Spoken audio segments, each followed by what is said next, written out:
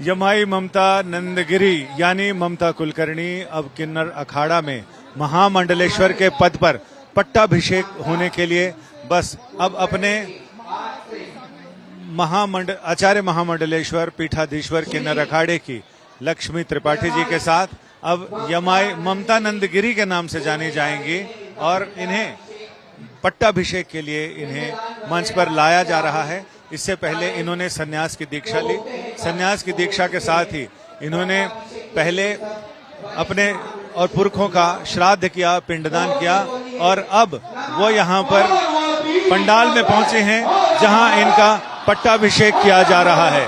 गुजरे जमाने की अभिनेत्री ममता कुलकर्णी यानी अब यमाई ममता नंदगिरी यहाँ पहुंच चुकी हैं अपने पट्टाभिषेक के लिए।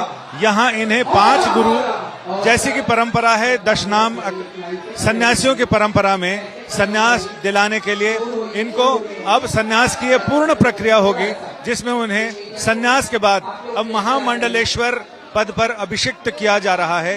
यानी अब ये यमाई ममता नंदगिरी के नाम से अभिहित होंगी, जानी जाएंगी।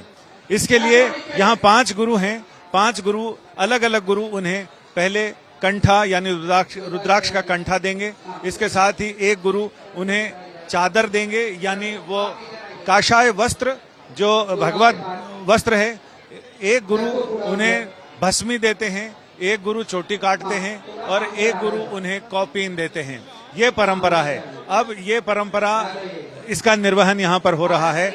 यानी खुद इस अखाड़े की, किन्नर अखाड़े की पीठाधीश्वर महामंडलेश्वर, आचार्य महामंडलेश्वर लक्ष्मी त्रिपाठी जी यहाँ इनकी चोटी काटने की रस्म पूरी करेंगे। यानी शिखा सूत्र से मुक्ति दिलाने का काम आचार्य महामंडलेश्वर करते हैं।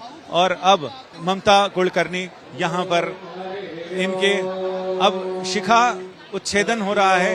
यानी ये जो सन्यास में परंपरा है कि पीठाधीश्वर अपने अखाड़े में नए सन्यासी की शिखा काटते हैं, यानी शिखा सूत्र से उन्हें मुक्ति दिलाते हैं।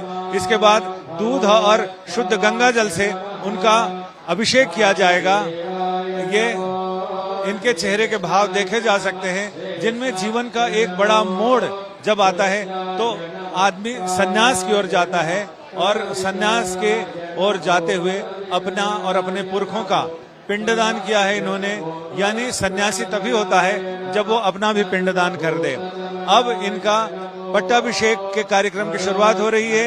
ये दुग्धाभिषेक हो रहा है। दुग्धाभिषेक वैदिक मंत्रोच्चारण के बीच ये दुग्धाभिषेक हो रहा है। दुग्धाभिषेक के बाद शुद्ध गंगा जल से इनका अभिषेक किया जाएगा और इसके बाद इन्हें भस्मी, हल्दी और ये दिलाई जाएगी। ममता कुलकर्णी भावुक होती हुई, यानी ऐसा ये खुशी का क्षण भी हो सकता है जिस क्षण का इंतजार, उसकी प्रतीक्षा सन्यास लेने वाले अरसे तक करते हैं और उस प्रतीक्षा का अब अंत हो रहा है।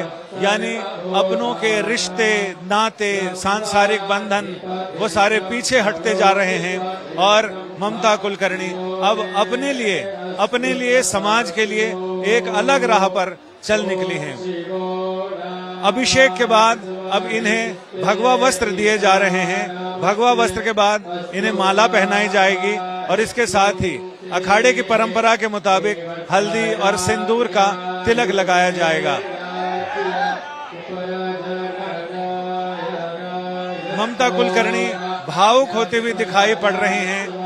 ये वो क्षण होता है जब जीवन का एक यू टर्न जिसे कहते हैं, यानी एकदम सारी सांसारिक चीजों को छोड़कर जो व्यवस्था है वो तो यही है कि जब आदमी सन्यास की ओर जाता है तो तमाम सांसारिक दुनियावी चीजें पीछे रह जाती हैं। अकेला ही उसे इस पथ पर आगे बढ़ना पड़ता है।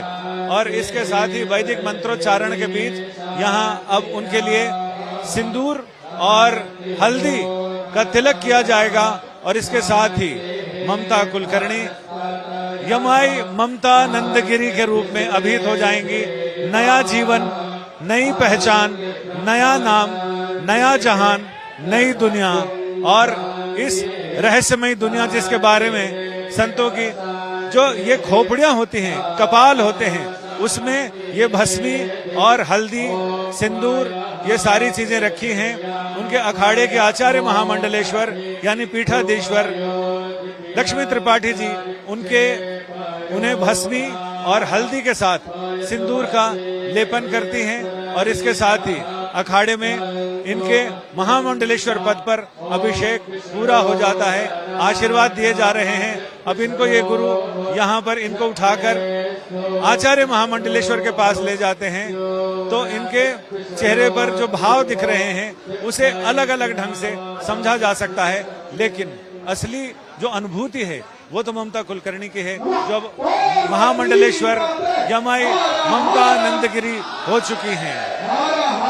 कैमरामैन संजय समीर के साथ संजय शर्मा, तीर्थराज प्रयाग, आज तक।